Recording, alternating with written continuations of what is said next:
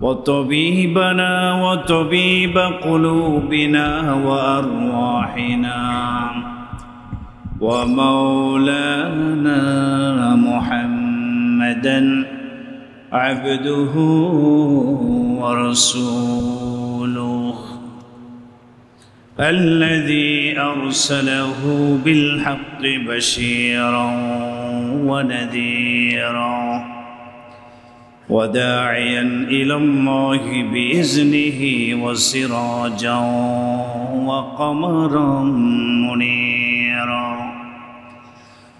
أما بعد فقد قال الله تبارك وتعالى في كلامه المجيد وفرقانه الحميد: أعوذ بالله من الشيطان الرجيم. بسم الله الرحمن الرحيم.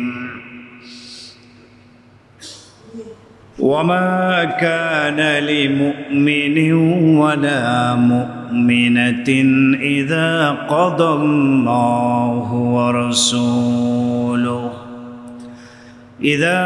الله ورسوله أمرا أن يكون لهم الخيرة من أمرهم ومن يعص الله ورسوله فقد ضل ضلالا مبينا. وقال تعالى: يا أيها الذين آمنوا كلوا من طيبات ما رزقناكم واشكروا لله إن كنتم إياه تعبدون. وقال النبي صلى الله عليه وسلم: يا أيها الناس إن الله طيب لا يقبل إلا طيبا، أو كما قال النبي صلى الله عليه وسلم. درود إبراهيم قولي: اللهم صل على محمد وعلى آل محمد كما صليت على إبراهيم وعلى آل إبراهيم إنك حميد مجيد. اللهم بارك على محمد وعلى آل محمد كما باركت على إبراهيم وعلى آل إبراهيم إنك حميد مجيد. আলহামদুলিল্লাহ সুম্মা আলহামদুলিল্লাহ। সমস্ত প্রশংসা মহান রব্বুল আলামিনের আলী শান দরবারে, যেই মহান আল্লাহ সুবহানাহু ওয়া তাআলা অত্যন্ত দয়া করে মায়া করে জিলহজ মাসের চতুর্থ জুমায় সলাতুল জুমা আদায়ের লক্ষ্যে পৃথিবীর সর্বশ্রেষ্ঠ জায়গা, পবিত্রতম স্থান আল্লাহর ঘর মসজিদে আসার বসার মতো তৌফিক দান করেছেন। আমরা সকলেই সেই মহান রব্বুল ইজ্জাতের শানে কালিমাতুশ শুকর আদায় করে নিচ্ছি। সবাই বলি আলহামদুলিল্লাহ। মুহতারাম হাজিরিন, গত জুমায় নির্ধারিত একটি বিষয়ের উপরে আমরা আলোচনা শুরু করেছিলাম। বিষয়টি ছিল হজ এবং কোরবানির মৌলিক শিক্ষাগুলো কি কি। হজ এবং কোরবানি বিরাট বড় বড় দুটি ইবাদত, একটি ফরজ ইবাদত আর একটি ওয়াজিব ইবাদত। এই দুটি ইবাদত আমাদের থেকে বিদায় নিয়ে চলে গেল। হজ এবং কোরবানি আমাদের কি শিক্ষা দিয়ে গেল? হজ কোরবানির মৌলিক শিক্ষাগুলো কি আলোচনা গত জুমায় শুরু হয়েছে। দুটি মৌলিক শিক্ষা নিয়ে আলোচনা হয়েছে। নাম্বার 1, হজ এবং কোরবানি উভয়টি আমাদেরকে তাওহীদের শিক্ষা দেয়, আল্লাহ পাকের একাত্মবাদের শিক্ষা দেয়। এ বিষয়টি নিয়ে আলোচনা হয়েছে। নাম্বার 2, হজ এবং কোরবানি উভয়টি আমাদেরকে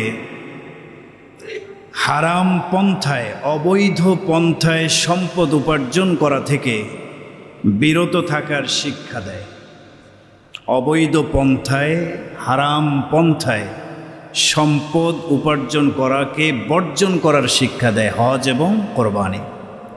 কারণ হজের আলোচনায়ও আপনারা শুনেছেন, কোরবানির আলোচনার মধ্যেও আপনারা শুনেছেন, লা ইয়াসিহুল হাজ্জু ওয়াল উযহিয়াতুহু বিল মালিল হারাম। হারাম সম্পদের দ্বারা হজ করলে হজ কবুল হয় না, কোরবানি দিলে কোরবানিও কি হয় না, কবুল হয় না। ওয়াজটা করা হয়েছিল না, আলোচনা প্রত্যেক মসজিদে হয়েছে যে হজ হালাল বৈধ উপার্জিত সম্পদ থেকে হতে হবে, কোরবানি এটাও হালাল পন্থায় উপার্জিত সম্পদ থেকে দিতে হবে, তাহলে কবুল হবে। অবৈধ পন্থায় উপার্জিত সম্পদ থেকে হজ করলে, কোরবানি দিলে এগুলি আদায় হবে না। শুধু কি হজ এবং কোরবানি? হারাম টাকা দিয়ে হজ আর কোরবানি করলে এই দুইটাই কি শুধু কবুল করবেন আল্লাহ তাআলা, নাকি অন্য অন্য ইবাদতের ক্ষেত্রেও? সকল ইবাদতের ক্ষেত্রে ইবাদত কবুল হওয়ার অন্যতম একটি শর্ত হচ্ছে ইবাদত করতে হবে হালাল পন্থায় উপার্জিত সম্পদ ব্যয় করে। যেই সমস্ত ইবাদতের সম্পর্ক মালের সাথে, যাকাত, দান, সাদাকা, হজ, ওমরা, কোরবানি, অবশ্যই এগুলি সহি হওয়ার জন্য অবশ্যই হালাল পন্থায় উপার্জিত সম্পদ থেকে এগুলি আদায় করতে হবে। আবার যেই সমস্ত ইবাদতের সম্পর্ক টাকা পয়সার সাথে নয়, শারীরিক শ্রম, পরিশ্রমের সাথে, শারীরিক ইবাদত, নামাজ, সিয়াম, জিকির, তেলাওয়াত, রোজা, এগুলি সব কি শারীরিক ইবাদত, এগুলির মধ্যে টাকা পয়সার খরচ করতে হয় না। এই সমস্ত ইবাদতও আল্লাহ পাকের কাছে কবুল হওয়ার জন্য হালাল খেয়ে, হালাল পরে, পরিধান করে এই ইবাদতগুলো করতে হবে। কোনো ব্যক্তি যদি অবৈধ পন্থায় উপার্জিত সম্পদ থেকে খায়, পান করে, অবৈধ সম্পদ থেকে সে কেনাকাটা করে, পোশাক পরিচ্ছেদ পরিধান করে, এরপরে এগুলি ব্যবহার করে সে নামাজ পড়ল, রোজা রাখলো, জিকির করলো, তেলাওয়াত করলো, তো যেহেতু তার খাবারটা হারাম, তার পোশাক হারাম, পানীয় হারাম, চলাফেরার বন্দোবস্ত সব কিছু অবৈধ পন্থায় উপার্জিত সম্পদ থেকে সে করে, এই ব্যক্তির যাবতীয় ইবাদত আল্লাহ পাকের কাছে কবুল হবে না। হজ কোরবানির ক্ষেত্রে বিশেষভাবে বলা হয়, উদ্দেশ্য হলো এখান থেকে শিক্ষা নিয়ে যেন আমরা হারাম পন্থায় উপার্জিত সম্পদ এগুলি সব বর্জন করে এই পন্থাটাকে ছেড়ে দিয়ে হালাল পন্থায় উপার্জন করে সেগুলির মাধ্যমে আমরা যেন সারা বছর ইবাদত বন্দেগী করতে পারি, তাহলে আল্লাহ পাকের কাছে ইবাদতগুলো কি হবে, কবুল হবে। অবৈধ পন্থায় উপার্জিত সম্পদ ভক্ষণ করে ইবাদত করলে ইবাদত কবুল হয় না কেন? মুসলিম শরীফের 2393 নম্বর হাদিস, তিরমিজি শরীফের মধ্যেও এসছে। হযরত আবু হুরায়রা রাদিয়াল্লাহু তাআলা আনহু বলেন, নবীজি বলেছেন সাল্লাল্লাহু আলাইহি ওয়াসাল্লাম, কি বলেছেন? ইয়া আইয়ুহান নাস, নবীজি পৃথিবীর সমস্ত মানুষকে ডেকে বললেন, হে পৃথিবীর মানুষ, ইন্নাল্লাহা তাইয়্যিবুন, আল্লাহ তাআলা নিঃসন্দেহে আল্লাহ তাআলা হচ্ছেন পবিত্র। আল্লাহ কি বলেন? তাইয়্যিবুন, পবিত্র। লা ইয়াকবালু ইল্লা তাইয়্যিবা, পবিত্র জিনিস ছাড়া আল্লাহ কোনো কিছু কবুল করেন না। সুবহানাল্লাহ বলেন। আল্লাহ নিজে পবিত্র, পবিত্র জিনিস ছাড়া আল্লাহ কবুল করেন। তাহলে যে ব্যক্তি হারাম খেয়ে ইবাদত করলো, তার ওই ইবাদতটা পবিত্র না, কি না বলেন না? পবিত্র না। হারাম খেয়ে সে আবাদত করেছে, হারাম পরিধান করে আবাদত করেছে, অবৈধ পন্থায় উপার্জন করে নিজে চলে, ছেলে মেয়েকে চালায়, আবাদতও করে, মসজিদেও আসে, মাশাআল্লাহ হজও করছে, সব কিছু ঠিক আছে।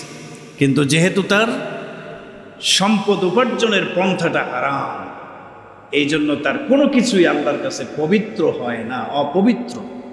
আর অপবিত্র জিনিসকে আল্লাহ পাক কি করেন না, কবুল করেন না।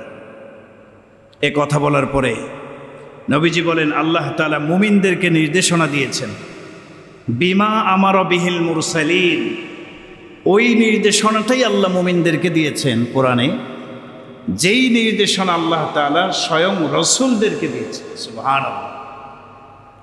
রসুলদেরকে যে নির্দেশনা আল্লাহ দিয়েছেন, মুমিনদেরকে সেই একই নির্দেশনা আল্লাহ দিয়েছেন। রসুলদেরকে কি নির্দেশনা দিয়েছেন? কোরআনে কারিমে সূরা আল মুমিনুনের মধ্যে এসেছে, আল্লাহ রাব্বুল আলামিন দুনিয়ার সমস্ত পয়গম্বরগণকে সম্বোধন করে ঘোষণা করেছেন, ইয়া আইয়ুহার রাসূলু ইয়া আইয়ুহার রাসূলু কুলু মিনাত তাইয়্যিবাতি ওয়া'মালু সলিহা। সমস্ত রসুলদেরকে আল্লাহ তাআলা বলছেন, হে আমার পয়গম্বরগণ, হে আমার রসুলগণ, তোমরা হালাল খাবার খাও, পবিত্র খাবার খাও, এরপরে ওয়া'মালু সলিহা, হালাল খাবার খেয়ে নেক আমল করো।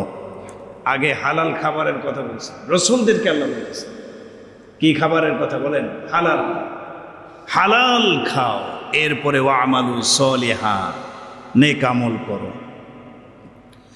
রসুল বলেন, যেই নির্দেশনা আল্লাহ রসুলদেরকে দিয়েছেন, একই নির্দেশনা আল্লাহ রাব্বুল আলামিন সূরা আল বাকারার মধ্যে মুমিন মুসলমানদেরকেও দিয়েছেন। ইয়া আইয়ুহাল্লাযীনা আমানু, ঈমানদারদেরকে ডেকে আল্লাহ বলেন, হে ঈমানদারেরা, কুলু মিন তাইয়্যিবাতি মা রাযাকনাকুম, তোমাদেরকে আমি যে রিজিক দিয়েছি সেই হালাল রিজিক থেকে তোমরা খাও, ভক্ষণ করো।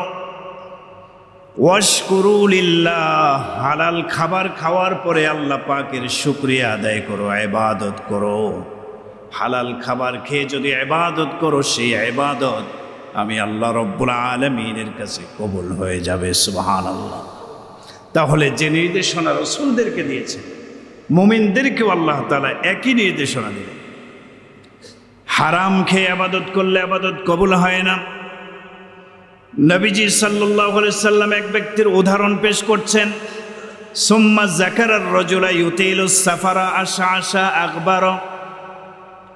আল্লাহর এক বান্দা বহুদূর সফর করে এসেছে, মক্কাতুল মুকাররমার মধ্যে এসেছে। আশআশা আকবার, তার চেহারাটা ধুলিমলিন অবস্থায়, মাথার চুলগুলো উস্কো খুস্কো, চেহারায় ধুলোবালি মিশে আছে। সে কাবার সামনে এসে দাঁড়ায়, ইয়ামুদ্দু ইয়াদাইহি ইলাস সামা, দুটি হাত আকাশের দিকে উঁচু করে দিয়ে দোয়া করছে আর বলছে, ইয়া রব্বি ইয়া রব্বি, হে আমার রব, হে আমার রব। এভাবে দোয়া করতেছে, অনেক দূর থেকে আসছে বেচারা, ধুলিমলিন চেহারা, কাবার সামনে এসে দুটি হাত আকাশের দিকে উত্তোলন করে দোয়া করছে, ইয়া রব ইয়া রব, হে আমার প্রতিপালক, হে আমার রব, আমার দোয়া কবুল করুন, আমার এই প্রয়োজন ওই প্রয়োজন এগুলি পুরা করুন। এভাবে রবকে ডেকে ডেকে দোয়া করছে। আর রাসূল বলেন, ওয়া মাতমাউহু হারামুন, এই ব্যক্তির খাবারটা হলো হারাম, সে হারাম খায়। এই ব্যক্তি কি খায়? হারাম খায়। ওয়া মাশরাবুহু হারামুন, এই ব্যক্তির পানীয়টাও হারাম।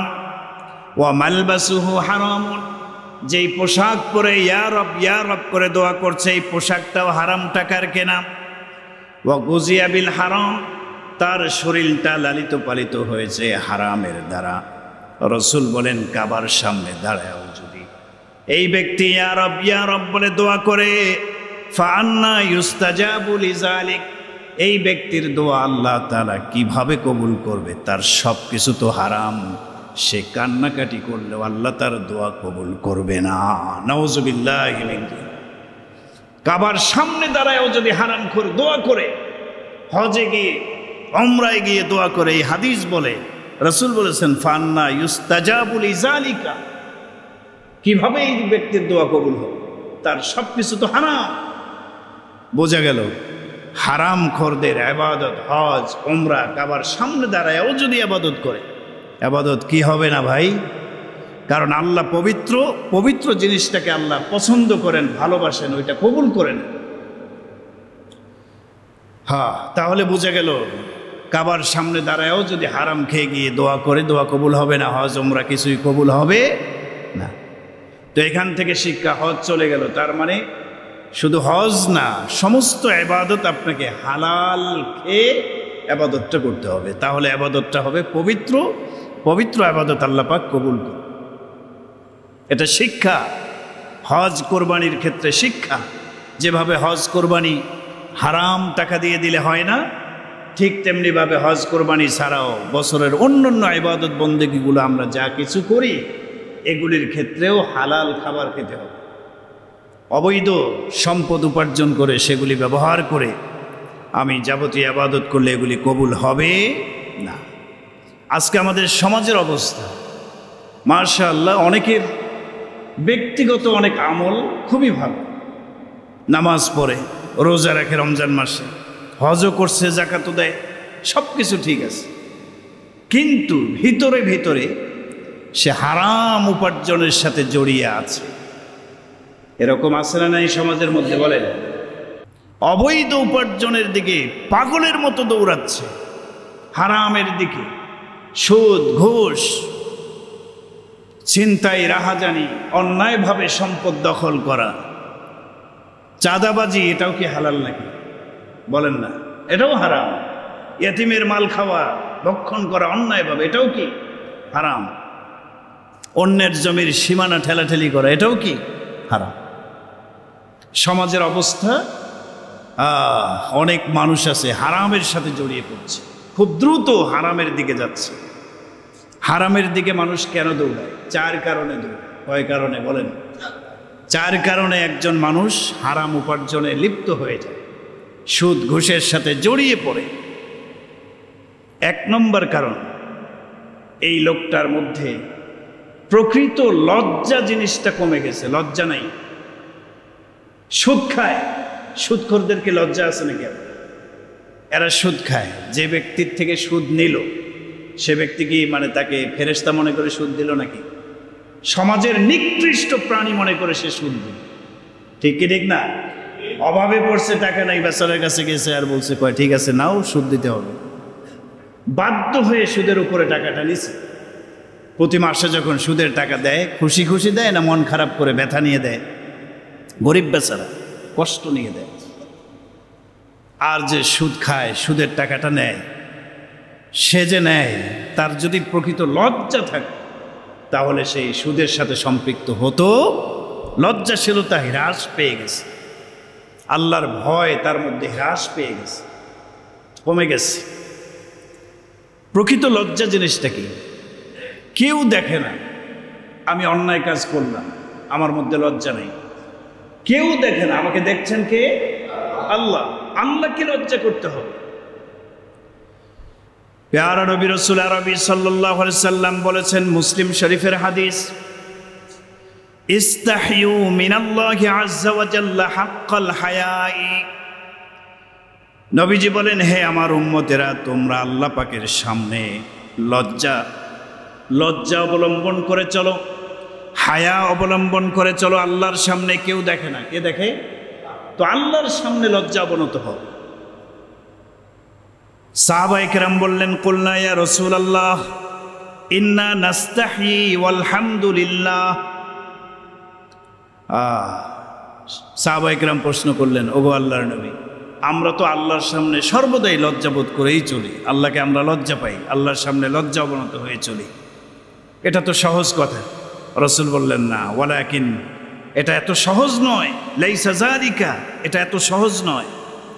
মানিস্তাহিয়া মিনাল্লাহি হাক্কাল হায়া, যে ব্যক্তি প্রকৃতপক্ষে আল্লাহ পাককে লজ্জা করে চলবে, আল্লাহর সামনে লজ্জাবোধ নিয়ে যে ব্যক্তি চলতে চায় বা চলবে, অবশ্যই তার দায়িত্ব কর্তব্য হলো ফালিয়াহফাজির রাসা ওয়া মা হাওয়া, সে যেন পেটকে হারাম খাবার থেকে বাঁচায় রাখে, হেফাজতে রাখে।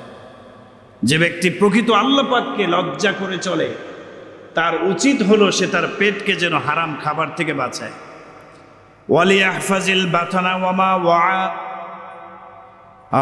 ফালিয়াহফাজির রাসা ওয়ামা হাওয়া, সে যেন তার মস্তিষ্ককে দুনিয়ার সমস্ত অন্যায় অশ্লীল চিন্তা ভাবনা থেকে বাঁচায় মস্তিষ্ককে। ওয়ালিয়াহফাজিল বাতানা ওয়ামা ওয়া, পেটকে হারাম খাবার থেকে যেন বাঁচায়। ওয়ালিয়াজকুরিল মাউতা ওয়াল বিলা, মৃত্যু এবং মৃত্যুর পরে কি হবে আখিরাতের জীবন নিয়ে যেন বেশি পরিমাণে চিন্তা করে।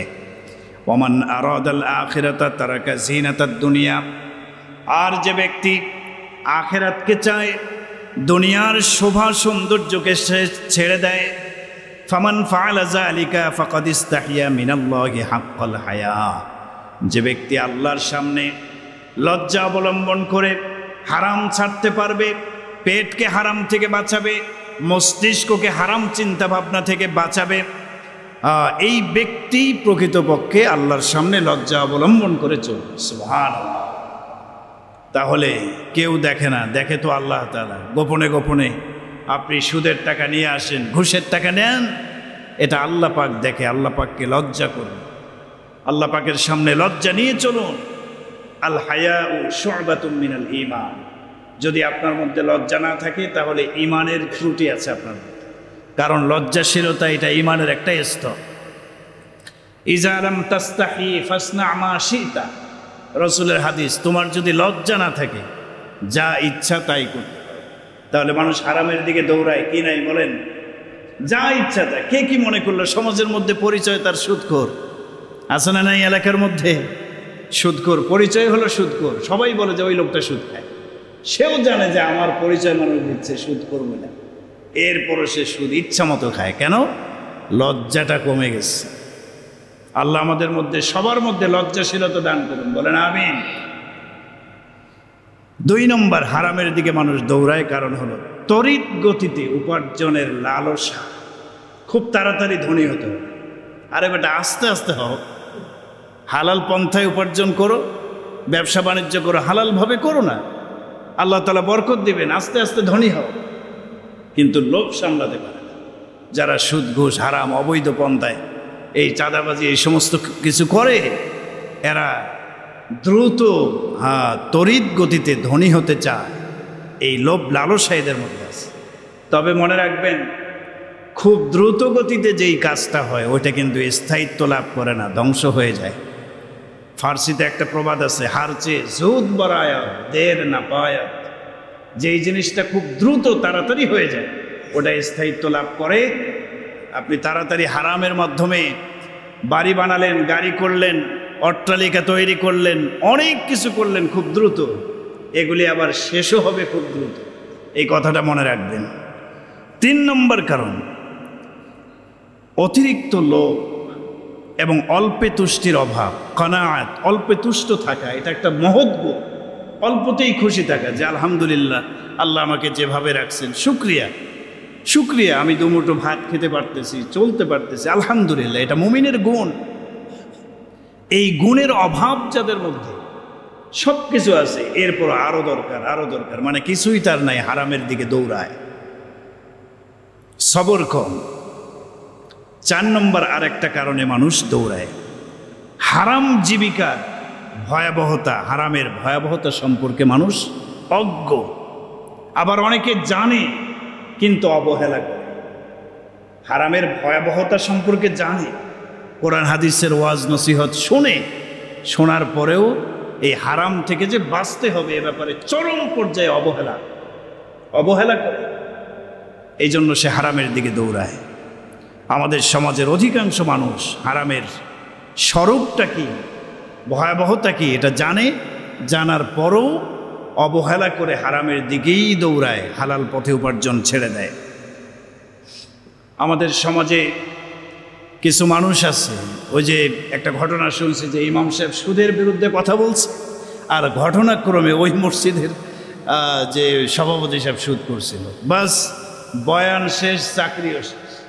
হুজুর কিসের বয়ান দিলেন আপনি, যান, নতুন ইমাম নিয়োগ দেওয়া হলো, তাই না? পরের ইমাম আইসা ঘুষের বিরুদ্ধে ওয়াজ দিল, কঠিন আকার। সেক্রেটারি সাহেব ওই মসজিদের, আপনাদের কথা বলি না কিন্তু খেয়াল করেন, আবার প্যাঁচ লাগান না, ওই মসজিদের সেক্রেটারি সাহেব ছিল ঘুষখোর। হুজুর দিছে ঘুষের বিরুদ্ধে ইচ্ছা মতো বয়ান। এই সেক্রেটারি সাহেব আসছে, এই ইমাম চলবে না, ঘুষের বিরুদ্ধে বয়ান দিছে, ওটাও চেঞ্জ, একটা একটা করে ইমাম চেঞ্জ করে। সমাজের অবস্থা এরকম, ঠিক কি ঠিক না বলেন? ও মুমিন মুসলমান, হক কথাগুলো, কোরআনের কথাগুলো আমাদেরকে বলতে হবে। এতে কিছু মানুষ যদি শত্রুতে পরিণত হয়, এতে কোনো সমস্যা নেই। কি বলেন, ঠিক কি ঠিক না? কারণ যারা হারাম খায়, হারামের রক্ত যাদের দেহের মধ্যে, এরা আলেম ওলামাদের সাথে বেশি বেশি দুশ্মনী করে। কারণটা কি? কারণ এরা হচ্ছে আল্লাহর দুশ্মন। এরা কার দুশ্মন বলেন? আল্লাহর দুশ্মন। আল্লাহ কোরআনে কি বলছেন? কোরআনে কারিম আল্লাহ তাআলা বলেন, ইয়া আইয়ুহাল্লাযীনা আমানুত্তাকুল্লাহ ওয়া যারু মা বাকিয়া মিনার রিবা ইন কুনতুম মুমিনিন। হে ঈমানদাররা, যদি মুমিন দাবি করো নিজেকে, সুদের ব্যবসাটা ছাড়ো। ফাইল্লাম তাফআলু ফাযানু বিহারবিম মিনাল্লাহি ওয়া রাসূলি। কোরআনের কথা বলতেছে, যদি না পারো, ছাড়তে না পারো যে না সুদের ব্যবসা আমি ছাড়বো না, আল্লাহ কি বলেন? আল্লাহ তাআলা বলেন, ফাযানু বিহারবিম মিনাল্লাহি ওয়া রাসূলি, তাহলে তোমরা আল্লাহ এবং রাসূলের বিরুদ্ধে যুদ্ধের জন্য প্রস্তুতি নাও, প্রস্তুত হয়ে থাকো। যুদ্ধ হয় বন্ধুর সাথে না শত্রুর সাথে? আরে বলেন না সবাই। এই যে যুদ্ধ শুরু হয়ে গেছে ইরান আর ইসরায়েল, বন্ধু না শত্রু? শত্রু। তো আল্লাহ যে যুদ্ধের ঘোষণা দিলেন সুদখোরদের সাথে, যুদ্ধের ঘোষণা, বোঝা গেল সুদখোররা কার শত্রু? আল্লাহর শত্রু। তো সুদখোররা যদি আল্লাহর শত্রু হয়, সুদের বিরুদ্ধে ওয়াজ করলে ইমাম সাহেবেরও তারা শত্রুতা করতেই পারে, এটা স্বাভাবিক বিষয়, অস্বাভাবিক কোনো কিছু না। কি বলেন, ঠিক কি ঠিক না? এজন্য আমার প্রিয় ভাইয়েরা, হক কথা বলতেই হবে, কোরআনের কথা বলতেই হবে। কে আমার পক্ষে আসলো আর কে বিপক্ষে গেল দেখার সময়। কি বলেন, ঠিক কি ঠিক না? হারাম পর্যায়ে পন্থায় উপার্জন করা, এটা ছেড়ে দিতে হবে। অনেকগুলো ক্ষতি আছে, অনেক অনেক ক্ষতি। এটার ভয়াবহতা কত বেশি আপনি চিন্তাও করতে পারবেন না। আপনি হয়তো তড়িৎ গতিতে বড়লোক হওয়ার ধান্দা আপনাকে ধোঁকা দিচ্ছে। রাসূল করিম সাল্লাল্লাহু আলাইহি সাল্লাম হারামের ভয়াবহতা বর্ণনা করেছেন। নবীজি বলেন, কিয়ামতের ময়দানে তোমাদের সবাইকে দাঁড়াতে হবে। কার সামনে দাঁড়াতে হবে বলেন? আল্লাহর সামনে। যদি তোমরা মুমিন হও, বিশ্বাস করো এটা, তাহলে হারাম থেকে বেঁচে থাকো। কেন? রাসূল বলেছেন, লা তাজুলু কদামা আবদিন ইয়াউমাল কিয়ামা হাত্তা ইউসআলা আন খামস। কিয়ামতের দিন প্রত্যেকটা মানুষকে 5টি প্রশ্ন করা হবে। প্রত্যেককে কয়টি করে প্রশ্ন করা হবে? এই 5টা প্রশ্নের উত্তর দেওয়া ছাড়া এক কদমও, লা তাজুলু কদামা আবদিন, বান্দার এক কদমও সামনে চলবে না। 5টা প্রশ্নের উত্তর দেওয়ার আগ পর্যন্ত কদম বাড়াতে পারবে না। 1 নম্বর প্রশ্ন হবে আন উমরিহি ফিমা আফনা। হায়াত সম্পর্কে প্রশ্ন। বয়স, হায়াত, 50 বছর আল্লাহ হায়াতি দিয়েছেন, কোন কাজে ব্যয় করেছে তোমার সময়গুলোকে, হায়াত? এই সময়ের একটা হিসাব আল্লাহ চাইবেন।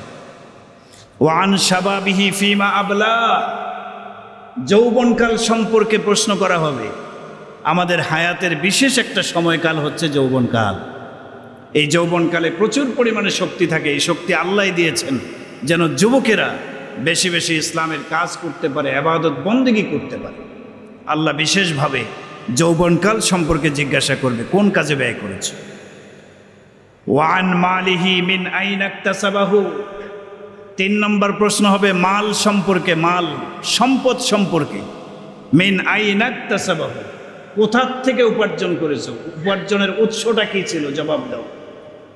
টাকা পয়সা কামাইছো কিভাবে, হালাল না হারাম? যারা হারাম পন্থায় উপার্জন করে তারা ধরা খেয়ে যাবে।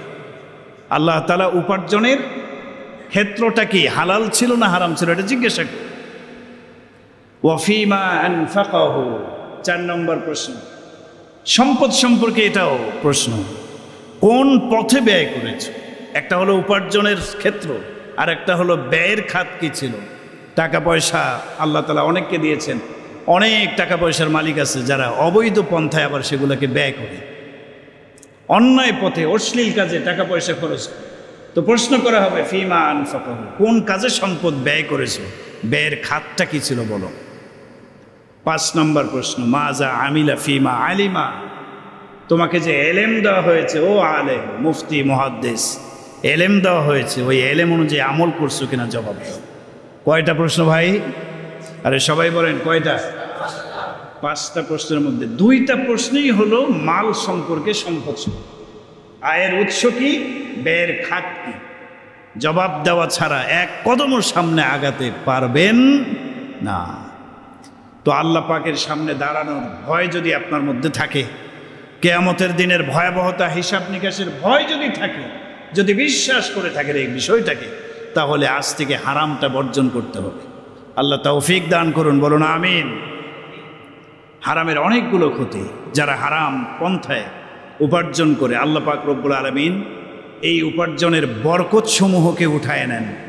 কোরআনে আল্লাহ বলছেন ইয়ামহাকুল্লাহুর রিবা ওয়া ইউরবিস সাদাকাত, সুদ সম্পদকে মিটিয়ে ফেলে ধ্বংস করে দেয়, সুদ সম্পদের বরকতকে কমায় দেয়, আর দান সাদাকা সম্পদের বরকতকে বাড়ায় দেয়। সুবহানাল্লাহ বলেন। নবীজি সাল্লাল্লাহু আলাইহি সাল্লাম বলেছেন মা আহাদুন আকসারা মিনার রিবা ইল্লা কানা আকিবাতু আমরিহি ইলা কিল্লাতিন, সুদের শেষ পরিণামটা ইলা কিল্লাতিন, সংকটময় মুহূর্তের দিকে। সুদের শেষ পরিণাম সংকটময় মুহূর্তের দিকে যাবে। অর্থাৎ যে ব্যক্তি সুদখোর, সুদের মাধ্যমে অনেক কিছু করছে, উদ্দেশ্য শুধু সুদেই না, অবৈধ পন্থায় অনেক কিছু করছে, এ ব্যক্তির পরিণামটা হলো ইলা কিল্লাতিন, সংকটময় মুহূর্তের দিকে যাবে। অর্থাৎ শেষের দিকে গিয়ে, শেষ জীবনে গিয়ে সে সম্পদের দুর্ভিক্ষে পড়ে যাবে।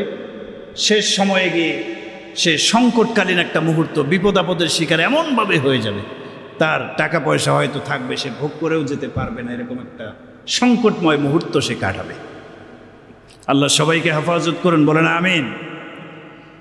সবচেয়ে বড় কথা, সে যতদিন দুনিয়াতে থাকবে, যতদিন কবরে থাকবে, হাসর, মিজান, ফুলসিরাত, জান্নাত জাহান্নামে যাওয়ার আগ পর্যন্ত, কিয়ামতের দিবস পর্যন্ত সে প্রতিটা মুহূর্তে আল্লাহ পাকের ক্রোধের পাত্র হিসেবে থাকবে।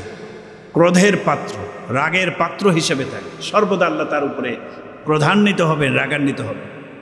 নবীজি বলেছেন মান হালাফা আন ইয়ামিনি সাবরিন ইয়াকতাতিয়া বিহা মালা ইমরিন মুসলিমিন, কোনো মুসলমানের 1 ইঞ্চি সম্পদকে যদি কেউ অন্যায়ভাবে ভক্ষণ করে, কুক্ষিগত করে, মিথ্যা কসমের মাধ্যমে, মিথ্যা শপথ করে করে সে সম্পদ খায়, লাকিয়াল্লাহু ওয়া হুয়া আলাইহি গাদবান, আল্লাহর সাথে কিয়ামতের দিন তার হিসাব নিকাশের সময় সাক্ষাৎ হবে, যে অবস্থায় আল্লাহ তার উপরে রাগান্বিত হয়ে থাকবেন।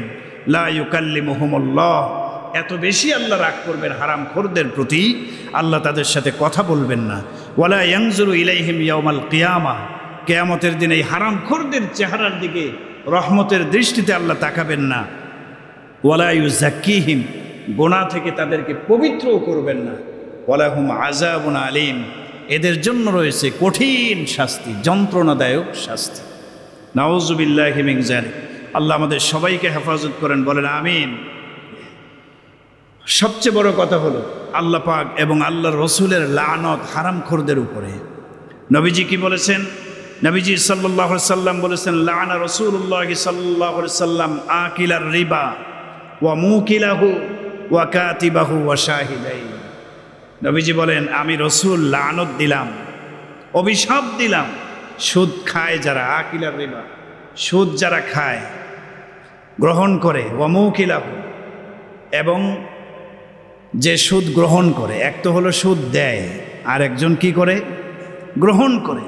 ওয়া কাতিবাহু, সুদের বিষয়টাকে লিখে রাখে যে লেখক, ওয়া শাহিদাইহি, যাদেরকে সাক্ষী রাখা হয় সুদি কারবারে। অনেক মুসলমান ভাইয়েরা আছেন যারা নিজেরা সুদ খান না, কিন্তু সুদি কারবারের সাক্ষী থাকেন। সাবধান, সুদ খাওয়া অপরাধ, দেওয়া অপরাধ, নেওয়াটাও যেমন অপরাধ, সুদের বা কারবারের ক্ষেত্রে সাক্ষী থাকাও সমান অপরাধ। রাসূল করিম সাল্লাল্লাহু আলাইহি ওয়াসাল্লাম লানত দিয়েছেন, অভিশাপ দিয়েছেন। লাআনাল্লাহুর রাশিয়া ওয়াল মুরতাশিয়া। হাদিসের মধ্যে আসছে শুধু সুদেই নয়, ঘুষ যারা দেয় এবং ঘুষ যারা গ্রহণ করে, যারা খায় এবং যারা দেয়, উভয়ের উপরে আল্লাহ পাকের অভিশাপ। লাআনাল্লাহু মান গায়্যারা মানারাল আরদ, যে ব্যক্তি জমিনের সীমানাকে পরিবর্তন করে, আমাদের দেশের ভাষায় বলে জমির আইল ঠেলে, কথাটা আছে না? সীমানা, ঢাকা শহরে তো আর ওই রকম জমির আইল নাই, সীমানা শুধু বাড়ায় বাড়ায়, আরেকজনের সীমানায় ঢুকে যায়। রসুল বলেন আল্লাহর অভিশাপ এদের উপরে। একদিন জিবরাইল আমিন আসলেন, নবীজি বলেন আতানি জিবরাইল ফাকালা ইয়া মুহাম্মদ, নবীজি আমার কাছে, এই নবীজি বলেন জিবরাইল আমিন আমার কাছে এসে বললেন, হে মুহাম্মদ, ইন্নাল্লাহা লাআনাল খামরা ওয়া আসিরাহা, আল্লাহ পাক রব্বুল আলামিন লানত দিয়েছেন, অভিশাপ দিয়েছেন খামরা, মদ। মদ এটা হালাল না হারাম? হারাম। মদ এটাও হারাম। মদের উপরে আল্লাহ পাক রব্বুল আলামিন অভিশাপ দিয়েছেন, স্বয়ং যে মদটা আছে মদের উপরে। ওয়া আসিরাহা, যে মদটা তৈরি করে নিংড়ায়, বিভিন্ন জিনিসের রস নিংড়ায়, আসিরাহা, এর উপরেও আল্লাহ লানত দিয়েছেন। মুতাসিরাহা, যেই জিনিসের মধ্যে নিংড়ানো হয় মদ, একটা পাত্রের মধ্যে তো মদটা নিংড়ায়, ওই পাত্রের উপরও আল্লাহ পাকের অভিশাপ, নাউযুবিল্লাহি মিন যালিক। ওয়া শারিবাহা, মদ প্রস্তুত হয়ে গেছে, এখন যে পান করবে, শারিবাহা, মদ পানকারীর উপরে আল্লাহর অভিশাপ। ওয়া হামিলাহা, মদ বহনকারীর উপরে অভিশাপ। কিছু লোক আছে খায় না, কিন্তু মদ নিয়ে এসে দেয়, বহন করে, টাকার বিনিময়ে মদ এক জায়গা থেকে আরেক জায়গায় নিয়ে যায়, ট্রান্সফার করে। এই বহনকারীর উপর আল্লাহ লানত। ওয়াল মাহমুলাতা ইলাইহি, যেই বাহনের উপরে বহন করা হচ্ছে ওই বাহনের উপর আল্লাহ লানত, অভিশাপ। ওয়া বাইআহা, মদ বিক্রেতার উপরে। ওয়া মুবতাআহা, মদের ক্রেতার উপরে। ওয়া সাকিহা, মদ পরিবেশন করে, হোটেলে যারা মদ পরিবেশন করে, পরিবেশনকারীর উপর আল্লাহ লানত। মুস্তাকাহা, যেই পাত্রে পরিবেশন করা হচ্ছে, যেই জায়গায় পরিবেশন করা হচ্ছে, ওইখানেও আল্লাহ পাকের লানত। তো মদ এটা মারাত্মক বড় একটা কবিরা গুনাহ, মদ পান করা। আল্লাহ কোরআনে বলেছেন ইন্নামাল খামরু ওয়াল মাইসিরু ওয়াল আনসাবু ওয়াল আজলামু রিজসুম মিন আমালিশ শাইতান ফাজতানিবুহু। আল্লাহ বলেছেন মদ, জুয়া, পূজা করায়, মূর্তি পূজা, এই সবগুলো হচ্ছে হারাম, শয়তানি কর্মকাণ্ড, এগুলি থেকে তোমরা বিরত থাকো, এগুলি হারাম। উদ্দেশ্য হলো কোনো ধরনের হারামের সাথে নিজেকে জড়িয়ে ফেলানো যাবে না। অবৈধ যেটা হারাম করে দিয়েছেন আল্লাহ তাআলা, এই হারাম নিজে খাবো না, পরিবারের লোকদেরকে খাওয়াবো না। আপনি কষ্ট করে হারামভাবে উপার্জন করে কার জন্য করলেন? আপনার ছেলেমেয়ের জন্য করলেন, সুখের জন্য, আরামের জন্য। আপনার শেষ অবস্থাটা ভালো হবে না, পরিণতি ভয়াবহ হবে। আর আখিরাতের পরিণতি তো আরও খারাপ, আল্লাহ তাআলা তাকাবেনও না আপনার। এজন্য আমার প্রিয় ভাই, দুনিয়ার জীবন কয়দিনের জীবন? যেভাবে চলছি, আল্লাহ পাক চালাচ্ছি, প্রত্যেকের হালাল রিজিক এটা বণ্টিত। আর রিজকু মাকসুমুন, রিজিক এটা বণ্টিত, হালাল রিজিকটা বণ্টিত। এটা আল্লাহ পাক ভাগ করে দিয়েছেন, কে কিভাবে চলবে, খাবে, পড়বে, এটা আল্লাহ পাকের পক্ষ থেকে ফয়সালা হয়ে গেছে। তো আল্লাহ পাকের উপর তাওয়াক্কুল রেখে আপনি চলুন। দুনিয়াতে তড়িৎ গতিতে কোনো কিছু করার জন্য আপনি হারামের দিকে দৌড়াবেন না। সবর করুন, একটু কষ্ট হবে, কষ্ট স্বীকার করুন। এই কষ্টের মধ্যেই আল্লাহ পাক এক ধরনের সুখ শান্তি দান করবেন, যেটা হারামের মধ্যে খুঁজে পাবেন না। হারাম টাকা দিয়ে ভালো ভালো খাবার খেলাম। রাসূল করিম সাল্লাল্লাহু আলাইহি সাল্লাম কি বলেছেন? নবীজি বলেছেন মানিশতারা সাওবাম বিআশারাতি দারাহিম, 10 টাকা দিয়ে যদি কেউ একটা জামা কেনে, পোশাক কেনে, ফিহি দিরহামুন হারাম, তার মধ্যে একটা দিরহাম ছিল হারাম, একটা টাকা হারাম, বাকি 9 টাকাই কি হালাল। শুধুমাত্র 1 টাকা হারাম হওয়ার কারণে ওই পুরা জিনিসটাই হারাম হয়ে গেছে, এবং এই হারামের মিশ্রণ থাকার কারণে তার ইবাদত বন্দেগী আল্লাহ পাকের কাছে কবুল হবে না। খুবই কঠিন একটা বিষয়। আল্লাহ পাক আমাদের সবাইকে সমস্ত ধরনের হারামগুলো বর্জন করবার মতো তৌফিক দান করুন। হালাল পথে জীবিকা নির্বাহ করে আল্লাহ পাককে খুশি করার তৌফিক আমাদের সবাইকে আল্লাহ তাআলা দান করুন। আল্লাহ রব্বুল আলামিন আমাদের প্রত্যেকের হালাল রিজিকের মধ্যে যেন বারাকা দান করেন। যারা অবৈধ পন্থার সাথে জড়িত কোনো না কোনোভাবে, আল্লাহকে ভয় করে সমাজের মধ্যে এই সমস্ত অন্যায় অবৈধ পন্থাকে ছেড়ে দেন। ঢাকা শহরে বিভিন্নভাবে অবৈধ পন্থার সাথে অনেকেই জড়িত। প্রত্যেক অবৈধ পন্থাই হারাম। আমরা অনেকেই সুদী ব্যাংকে লেনদেন করি, টাকা পয়সা জমা রাখি, আরামে সেই সুদী ব্যাংক থেকে এই যে মুনাফা নামে যেটাকে চালানো হচ্ছে, সুদ, ইন্টারেস্ট, এটা ভোগ করছে। এটাও সুদ। এজন্য সাবধান। সব দিক থেকে মুমিন সাবধানতা অবলম্বন করবে। মুমিনের চলাফেরা, ওঠা বসা, ইবাদত বন্দেগী কোনো কিছুর সাথে যেন হারামের মিশ্রণ না থাকে। আল্লাহ তাআলা আমাদের সেভাবে আল্লাহকে ভয় করে চলার মতো তৌফিক দান করুন। তাহলে হজ এবং কোরবানির অন্যতম একটা শিক্ষা হলো, যেভাবে হজ কোরবানি হারাম টাকা দিয়ে করলে আদায় হয় না, এটা শিক্ষা হলো শুধু হজ কোরবানিই নয়, অন্যান্য ইবাদতগুলো হারাম টাকা দিয়ে করলে হবে, হালাল পন্থায় উপার্জন করতে হবে। হজ কোরবানির অন্যতম মৌলিক আর একটা শিক্ষা হলো পরিপূর্ণরূপে আল্লাহর বিধানের সামনে আত্মসমর্পণ করা। কোরবানির শিক্ষা আত্মসমর্পণ করা। ইব্রাহিম আলাইহিস সালাতু ওয়াস সালাম স্বপ্নের মাধ্যমে দেখেছেন সন্তানকে জবাই করতেছে। এই বিধানের প্রতি এত শ্রদ্ধাশীল হলেন, স্বপ্নে দেখছেন, কিন্তু ওই বিধান বাস্তবায়ন করার জন্য সব প্রস্তুতি তিনি সেরে ফেললেন। সুবহানাল্লাহ। এই জন্য আল্লাহ কোরআনে ইব্রাহিম আলাইহিস সালাম এবং ইসমাঈল আলাইহিস সালাম উভয়ের ব্যাপারে বলেছেন, ফালাম্মা আসলামা, যখন তারা উভয়ে আল্লাহর সামনে আত্মসমর্পণ করল। আত্মসমর্পণের কথা বলেছেন আল্লাহ তাআলা কোরবানির ঘটনাকে কেন্দ্র। তার মানে এখান থেকে শিক্ষা হলো, মুমিন মুসলমান আল্লাহ পাকের প্রত্যেকটা বিধানকে শ্রদ্ধার সাথে দেখতে হবে।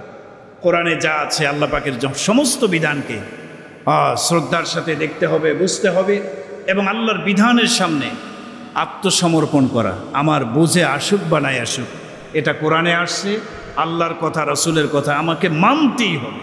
এটার নাম হলো আত্মসমর্পণ। আজকে আমাদের মধ্যে এই আত্মসমর্পণ জিনিসটারও অভাব। মিথ্যা কথা বলি। মিথ্যা কথা বলা এটা কি আল্লাহ পাকের আদেশ, রাসূলের আদেশ? না, মিথ্যা বলা যাবে না, এটা আল্লাহ পাকের। কিন্তু আমরা কথায় কথায় মিথ্যা বলি। এই বিধানের সামনে আমরা আত্মসমর্পণ করতে পারি নাই। এই যে হারামের সাথে জড়িয়ে পড়ছি, এগুলি আল্লাহ পাকের নিষেধ। আমরা এই বিধানের প্রতি এখনো আত্মসমর্পণ করতে পারি নাই। নামাজ বন্দেগী যারা পড়ি, ইবাদত বন্দেগী করি, অনেক সময় নামাজ আল্লাহ তাআলা নির্ধারিত সময়ের মধ্যে ফরজ করে দিয়েছে, আমরা অবহেলা করে কাজা করে ফেলি। তো এক্ষেত্রেও আল্লাহর বিধানের সামনে পরিপূর্ণ আত্মসমর্পণ করতে পারলাম না। মুসলিম শব্দের অর্থই হলো আত্মসমর্পণকারী। ইসলাম শব্দের অর্থই হলো আত্মসমর্পণ করা। একজন মুমিন মুসলিম হওয়ার জন্য আপনাকে আল্লাহর বিধানের সামনে আত্মসমর্পণ করতেই হবে। নির্দ্বিধায়, সন্দেহ সংশয় ছাড়াই আল্লাহর বিধান পালন করতে হবে, মেনে নিতে হবে। তাহলে আপনি মুসলিম, আমি মুসলিম। আল্লাহ তাআলা হজ কোরবানির এই শিক্ষাটাকে আমাদের ধারণ করার তৌফিক দান করুন। ওয়া আখিরু দাওয়ানা আনিল হামদুলিল্লাহি রাব্বিল আলামিন। আল্লাহ রাব্বুল আলামিন যা কিছু বলা হলো আমাদের সবাইকে উপরে আমল করার তৌফিক দান করুন। যারা সুন্নত পড়েন নাই, 4 রাকাত ক্বাবলাল জুমআহ সুন্নত পড়ে নিন।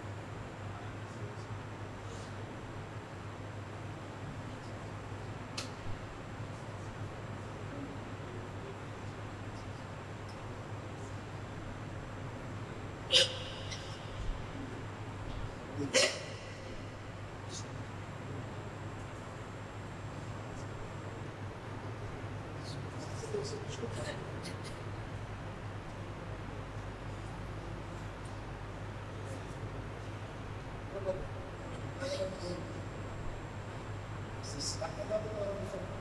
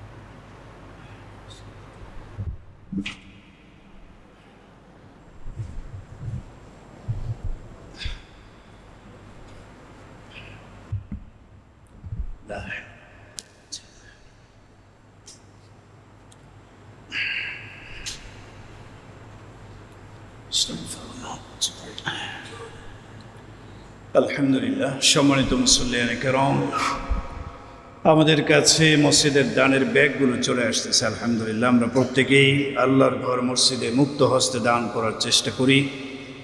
আল্লাহ রাব্বুল আলামিন আজকের সাপ্তাহিক দানের আমলে আমাদের সবাইকে শরীক থাকার মতো তৌফিক দান করুন। আমাদের অনেকের বাবা কবরে চলে গেছেন, অনেকের মা কবরে চলে গেছেন, দাদা দাদি নানা নানি আত্মীয় স্বজন বন্ধু বান্ধব অনেকেই কবরের মেহমান হয়ে গেছেন। তাদের রুহের মাগফিরাত কামনা করে দান করব, দোয়া করব আল্লাহ রাব্বুল আলামিন আমাদের এই দানগুলোকে যেন কবুল করে নেন। এই দানের ওসিলায় আল্লাহ রাব্বুল আলামিন যেন আমাদের বাবা মা সহ যারা কবরবাসী হয়ে গেছেন প্রত্যেকের কবরের আযাব মাফ করে।